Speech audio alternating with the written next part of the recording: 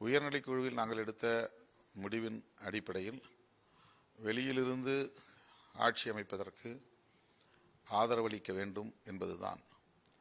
நாங்கள் அதிகார பகிர்வு குறித்து எதுவும் தவிக தலைவரோடு திரு ஜோசப் விஜய் அவர்களோடு பேசவில்லை. ஆனால் அவர்கள் விடுதலை சிறுத்தைகளும் அமைச்சரவையில் இடம்பெற வேண்டும் என்கிற கருத்தை சொல்லியிருக்கிறார்கள். பதவியேற்புக்கு பிறகு அது குறித்து பேசலாம் என்று நாங்கள் சொல்லியிருக்கிறோம்.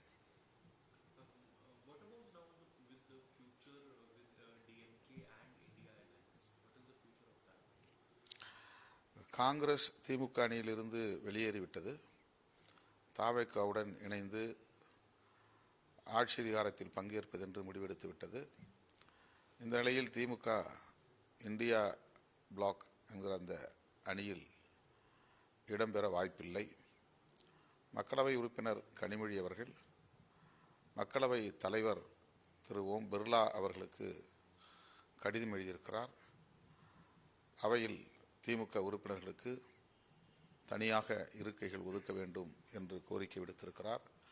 காங்கிரஸை சார்ந்த உறுப்பினர்களோடு இனி அமர்ந்து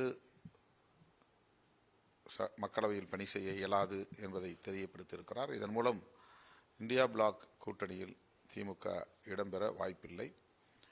திமுகவின் எதிர்காலம் என்பது